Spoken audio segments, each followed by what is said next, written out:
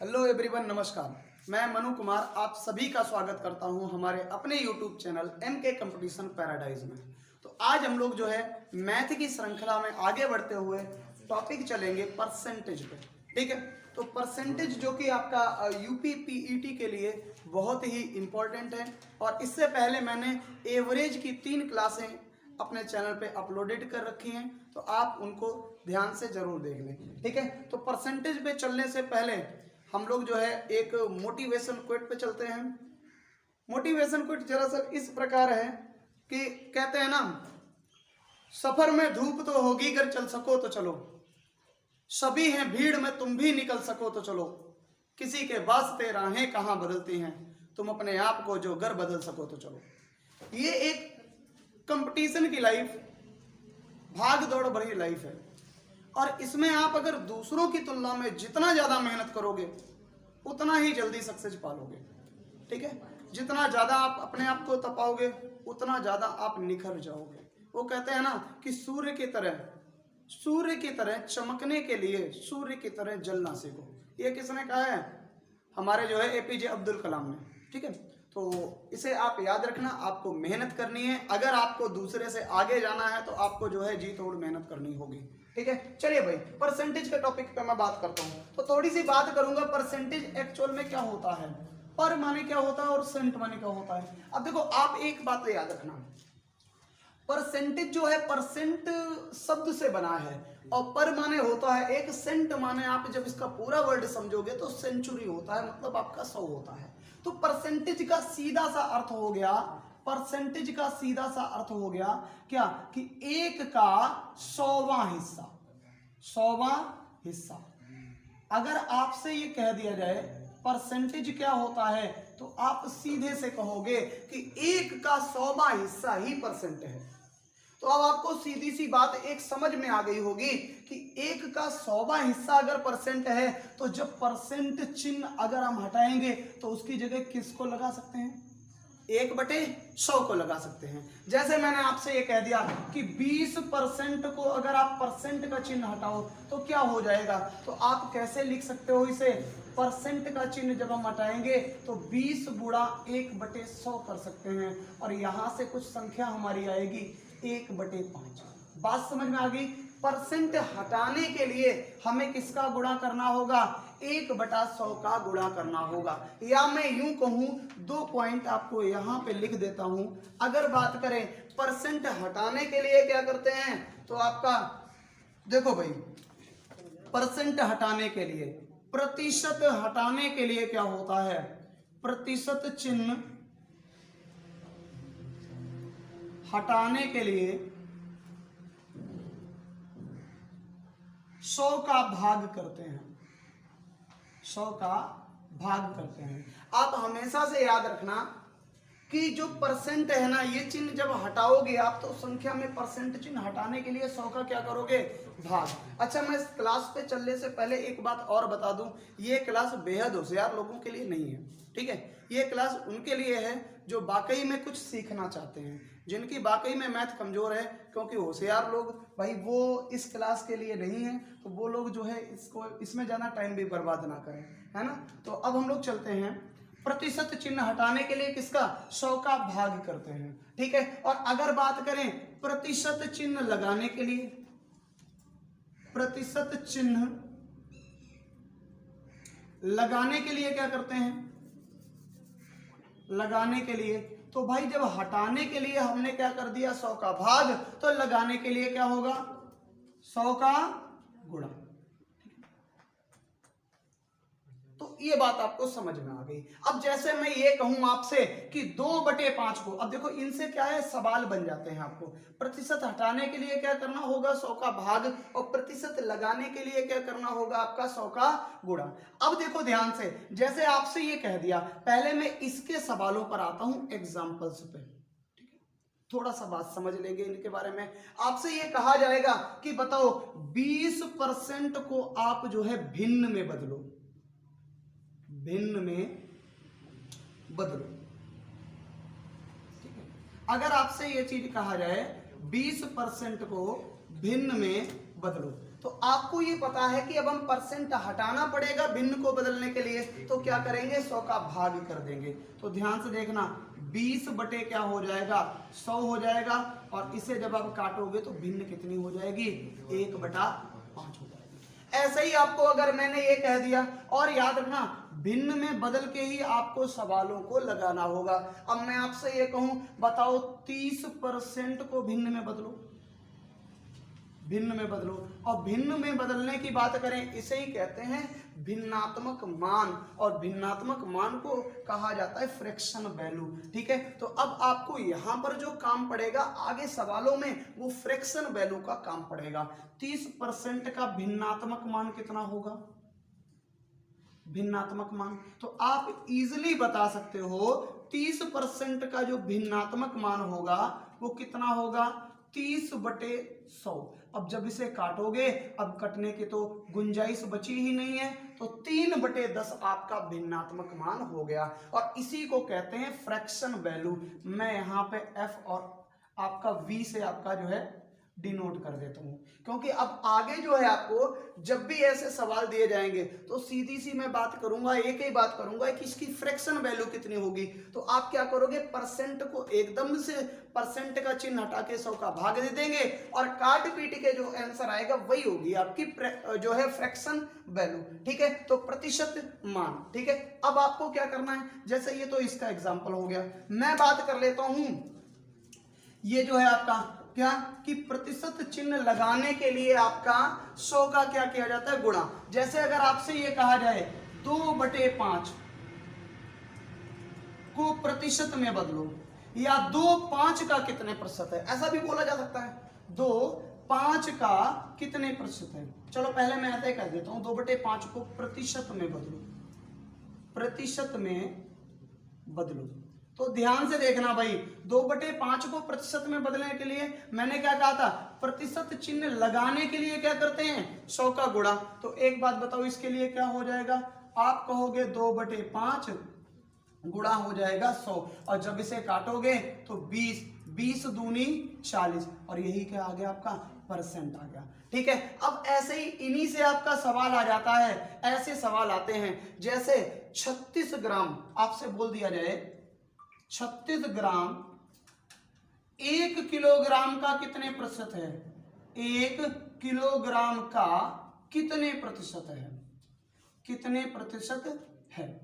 ऐसे सवाल भी आ जाते हैं आपके जो है। तो बताओ 36 ग्राम 1 किलोग्राम का कितने प्रतिशत है। अब आप कहोगे 36 तो ग्राम में दिया गया है, लेकिन 1 जो है वो किलोग्राम में दिया गया है, या तो 1 को भी ग्राम में बदल लो तभी तो परसेंटेज बदल सकते हैं हम लोग। तो बोले बिल्कुल 1 किलोग्राम को अगर मैं बात करूं ग्राम में कन्वर्ट करूंगा तो कितना हो जाएगा, 1 किलोग्राम में 1000 ग्राम होते हैं। कितने होते हैं, 1000 ग्राम होते हैं। ठीक है, अब अगर आपसे ये कह दिया जाए बताओ भाई कितने प्रतिशत है, तो आप कहोगे किसका पूछा जा रहा है, 36 का पूछा जा रहा है, किसकी तुलना में 1000 की तुलना में, गुणा क्या हो जाएगा 100 हो जाएगा, काटा पीटी मचा दो, आंसर आएगा 3.6%। ठीक है, इसी तरीके से आपको ऐसे पूछा जाएगा। जैसे अब मैं आपको सवाल देता हूं, ध्यान से देखना, एक मैं आपको सवाल देता हूं इधर साइड में। ठीक है, सवाल क्या है आपका, अगर मैंने आपसे ये कहा 10 सेंटीमीटर को 10 सेंटीमीटर को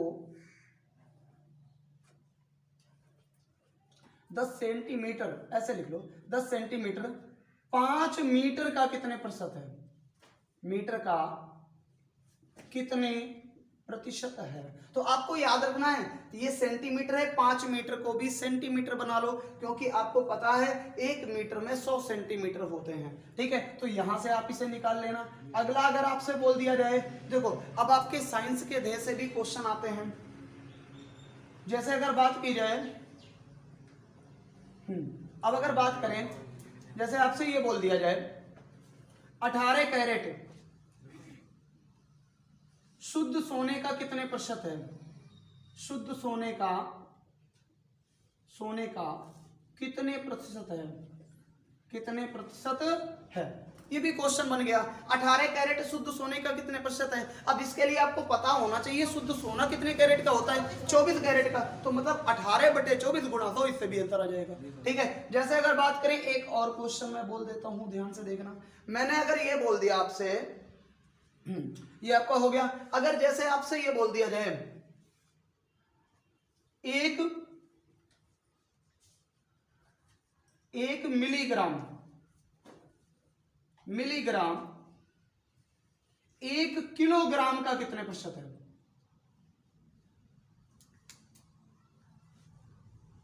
1 मिलीग्राम 1 किलोग्राम का कितने प्रतिशत है।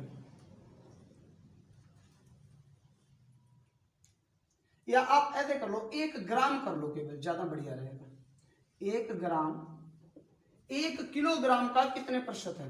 ठीक है, इन तीनों सवालों को आप जल्दी से सॉल्व करिए। यही 2 लाइनों से आपका सॉल्व होने वाला है। इसके बाद में देखो, मैं 2-3 सवाल इधर दे देता हूं आपको। ठीक है, ये सवाल क्या है आपके, जैसे अगर बात करें, बताओ जल्दी से, 33 सही 1/3% की फ्रैक्शन वैल्यू कितनी होगी, मतलब भिन्नात्मक मान कितना होगा। भिन्नात्मक मान कितना होगा, ये निकाले थे भिन्नात्मक मान, ऐसे ही निकालना है। इसके बाद में अगर मैं आपसे बोल दूं 14 सही 2/7% का भिन्नात्मक मान,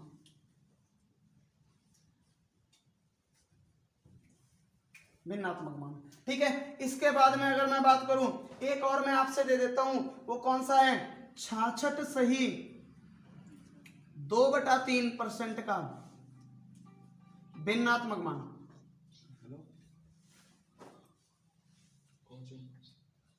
ठीक है, तो ये आप 3-4 सवाल जो मैंने आपको दे रखे हैं, इनको आराम से आप सॉल्व करिए और आंसर बताइए जल्दी से।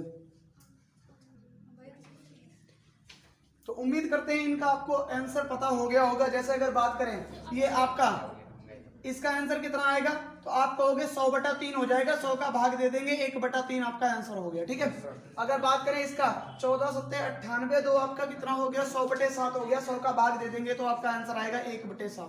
ठीक है, अगर नेक्स्ट की बात करें, ये आपका 66 सही 2/3 है आपका, तो 198 2/3 हो जाएगा, 100 का भाग दे दोगे तो आपका कितना आ जाएगा, 2/3 आ जाएगा।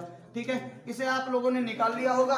अगर बात करें इधर 10 सेंटीमीटर 5 मीटर का कितने परसेंट है, तो इधर 10 सेंटीमीटर 5 मीटर को भी क्या करो, सेंटीमीटर में कन्वर्ट कर लो। 1 मीटर कितना होता है, 100 सेंटीमीटर के बराबर। तो आप कहोगे 10 कितना हो जाएगा, 500, गुणा कितना होगा आपका 100 कर दोगे आप, तो ये 5 बचा, 5 दूनी 10, आंसर 2% आ जाएगा। ठीक है, 18 कैरेट शुद्ध सोने का कितने परसेंट है, तो बताओ कितने लोगों का ये आंसर आया, कितना आया, 75%। बिल्कुल ठीक है, आप 18 मतलब 18/24 हो जाएगा और मल्टीपल 100 कर लोगे, आपका 75% आपका करेक्ट आ जाएगा। ठीक है, अगर बात करें आपका, और ये क्वेश्चन पूछा भी जाता है शुद्ध सोना कितने कैरेट का होता है, तो आप याद रखना जो है आपका क्या नाम 24 कैरेट का होता है। ठीक है, 24 कैरेट का। अब अगर बोले यहाँ पे क्या है, 1 ग्राम 1 किलोग्राम का कितने परसेंट है, तो 1 ग्राम 1 किलोग्राम को भी ग्राम में कन्वर्ट कर लो, 1000 ग्राम होते हैं। ठीक है, तो आपका 1/1000 हो जाएगा और गुणा कर दोगे आप 100, जब काटा पीटी मचा दोगे तो आंसर आएगा, कितना आएगा आंसर, 0.1%। कितना आएगा, 0.1%। ये आपका बिल्कुल राइट है। ठीक है, अब हम लोग चलते हैं अगले टाइप के क्वेश्चन पे। चलिए भाई, अब देखो कभी कभार आपको क्या पूछा जाएगा, थोड़े अच्छे टाइप के क्वेश्चन पूछे जाएंगे, उन पे हम लोग बात करते हैं। अब आपको इस तरीके से सवाल मिलेंगे, इसमें जो सेकंड टाइप है, राम की आय सोहन की आय से 20% कम है, तो सोहन की आय राम की आय से कितने % अधिक है। अब देखो यहां पर ऐसे सवालों के लिए आपको बिल्कुल ध्यान से समझना है। कॉपी पेन बिल्कुल ध्यान हटा लो, कॉपी पेन से इधर देखो से कैमरे की तरफ क्या, अपने मोबाइल में। ठीक है, चलिए अगर बात करें, एक तरफ है राम और एक तरफ है आपका सोहन।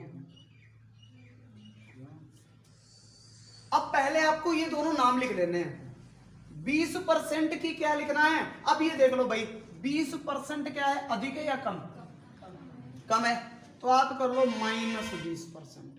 अब मैं आपसे कहूं बताओ फ्रैक्शन वैल्यू कितनी है, तो आप पीछे निकाल चुके हो, 20/100 करोगे और 20/100 का मतलब आप जब काटोगे तो 1 कितना आएगा 5। बात समझ में आ गई। अब फिर से एक बार सवाल पढ़ो, जब आप फ्रैक्शन वैल्यू निकाल के रख लो, दोनों नाम लिख लो, उसके बाद में पुनः एक बार सवाल पढ़ो कि राम की आय सोहन की आय से 20% कम है। अब एक बात बताओ, आप कम किसकी है? राम की। किससे? सोहन से। तो भाई जिसकी आय से कंपैरिजन की जाए उसकी आय हम पहले ही मान लेते हैं। कौन सी? जो आपका फ्रैक्शन वैल्यू का निचला आंसर आया है। अब बोले कम किसकी है? कम तो राम की है, सोहन की आय तो हमें पता नहीं, तो सोहन की आय जो फ्रैक्शन वैल्यू का निचला पोर्शन आए वही मान लो। तो सोहन की आय कितनी है? 5। अब आप कहोगे राम की आय सोहन की आय से 20% कम है, तो 20% की फ्रैक्शन वैल्यू 1/5 हो गई। मतलब कहने का कि 5 से 1 क्या है? कम है। अगर मैं ये कहता 20% अधिक है तो 5 से 1 अधिक है। बात समझ में आ गई?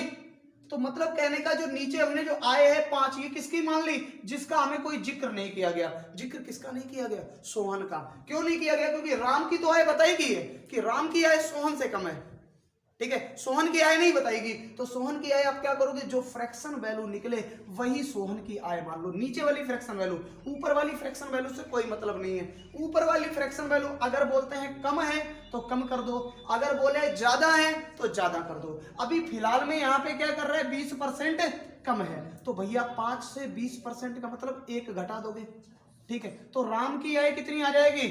4। बात समझ में आ गई? अब आपसे पूछा क्या गया है? तो सोहन की आय राम की आय से कितना प्रतिशत अधिक है? सोहन की आय किससे? राम से। आप कहोगे बिल्कुल गुरुजी 1 ज्यादा है। कितनी ज्यादा है? 1। कितने में से? तो आप कहोगे किसमें? 4 में ही तो 1 ज्यादा है। 4 से जब 1 बढ़ाओगे तभी तो सोहन की आय तक पहुंचोगे। तो आप कहोगे 1 ज्यादा है किसमें? 4 में गुणा कितना करोगे? 100 का कर दोगे। आंसर कितना आएगा? 25% आपका करेक्ट आंसर आ गया। ठीक है भाई, तो बिल्कुल इसी तरीके से आपको ये सवाल सॉल्व करना है। अगला सवाल मैं बोल देता हूं, ध्यान से देखना, अगला भी मैं लगा देता हूं। अब देखो फिर आगे आप सवाल सॉल्व करना है आपको। पहले क्या कह रहा है? ए की आय बी की आय से 10% कम है। मैंने क्या बताया? सबसे पहले जो नाम दिए जाए वो नाम लिख लो। अब 10% कम है तो भैया क्या करोगे? -10% कर लो। फ्रैक्शन वैल्यू करनी है तो 10/100 हो जाएगा, मतलब क्या करोगे? 1/10 फ्रैक्शन वैल्यू हो गई। अब ये तुम्हें देखना है कम किसकी है। तो आप कह रहे हो कि ए की आय बी की आय से 10% कम है। किसकी कम है? ए की। किससे? बी से। तो बी की आय हम कितनी मान लें? 10। तो बी की आय कितनी हो गई? 10 हो गई। ए की कम है तो 10 में से कितनी कम कर लो? आप कहोगे 1 कम कर लो, तो ए की कितनी हो गई? 9, और 9 हो गई। अब आपसे कहा क्या जा रहा है? बी की आय ए की आय से कितने प्रतिशत अधिक है? तो बी की आय बताओ ए से कितना अधिक है? आप कहोगे कितना अधिक है? 1 अधिक है। कितना अधिक है? 1 अधिक है, लेकिन किस पर भाई? अधिक किस पे है? 9 पर है। तो 1 क्या हो जाएगा? 9 गुणा कितना हो जाएगा आपका? 100। और जब इसे काटोगे तो आंसर आएगा 11 सही 1/9%। यही आपका कंप्लीट आंसर है। ठीक है भाई, एक सवाल मैं और बता देता हूं, फिर आप लोग क्या करोगे? ऐसे ही 3 सवाल मैं अभी आपको देता हूं, उन्हें आपको लगाना है। रोहित की आय मुकेश की आय से इतने % अधिक है। अब देखो यहां पर क्या बात कही जा रही है? अधिक। एक तरफ तुम्हें लिख लेना है रोहित, एक तरफ लिख लेना है मुकेश, ठीक है भाई। अब रोहित की आय मुकेश की आय से 33% कम है, सॉरी 33% अधिक है। तो 33 सही 1/3% अधिक है, तो आगे क्या कर लो? प्लस। ये इस वजह से कर लिया करो क्योंकि तुम्हें पता लगता रहे कि जोड़ना है कि घटाना है। जैसे यहाँ माइनस था तो हमने घटा दिया था, यहाँ माइनस था हमने घटा दिया था, ठीक है। ऐसा ही यहाँ प्लस है तो हमें जोड़ना पड़ेगा। तो ध्यान से देखना, रोहित। अब क्या कह रहा है? रोहित की आय मुकेश की आय से कितने % अधिक है। तो भाई इसका पहले फ्रैक्शन वैल्यू निकालो। आप कहोगे 33 या 99 100/3, 100/3, और भाग कितने का दोगे? 100 का, तभी तो भाई फ्रैक्शन वैल्यू होगी। तो आप कहोगे कितनी आ गई? 1/3। अब कह क्या रहा है, किसकी अधिक है? रोहित की आय मुकेश की आय से अधिक है। मुकेश की आय हमें नहीं पता, तो जिसकी नहीं पता उसी की तो हमें नीचे वाला आंसर मान लेना है। किसकी नहीं पता? मुकेश की। लेकिन रोहित की पता है कि मुकेश से ज्यादा है, तो रोहित की ज्यादा है तो कितनी ज्यादा है? एक। तो 3 में 1 जोड़ दोगे कितनी हो गई? 4। रोहित की कितनी हो गई भाई? 4। तो अब क्या कहा जा रहा है? तो मुकेश की आय रोहित की आय से कितना कम है? तो अब एक बात बताओ, रोहित की आय से अगर हम मुकेश की आय पे जाएंगे तो कितना कम करना पड़ेगा? 1। भाई 4 से अगर हम 3 पर जाएंगे 1 ही तो कम करना पड़ेगा। आप कहोगे बिल्कुल 1 कम करना पड़ेगा। कितने में करना पड़ेगा? 4 में। और गुणा क्या हो जाएगा आपका? 100 हो जाएगा। जब इसे काटोगे आंसर कितना आएगा? 25% आपका कम है। तो ये चीजें आपको समझ में आ रही होंगी। अब आपको क्या करना है, ऐसे ही मैं 3 सवाल आपको देता हूं, उनको सॉल्व करना है। ठीक है, तो अभी मैं आपको जो है 3 सवाल इसके दे रहा हूं। तो आपको अब इन 3 सवालों के जवाब देने हैं, है ना? हाँ, बिल्कुल ध्यान से आपको करना है। इन तीनों सवालों के आंसर आपको देने हैं। ठीक है, जल्दी से आप करिए, आंसर आना चाहिए।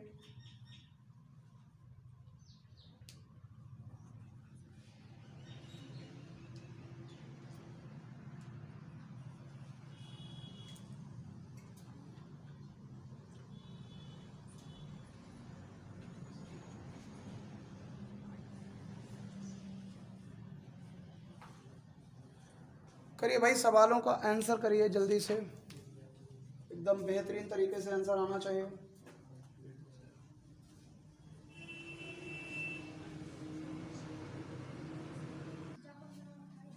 देखिए अब सवालों को सॉल्व करते हैं।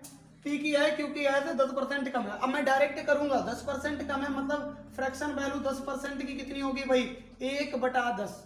ठीक है, 1/10। ये हो गई आपकी पी, ये हो गया आपका क्यू। ठीक है, कम किसकी है आपकी?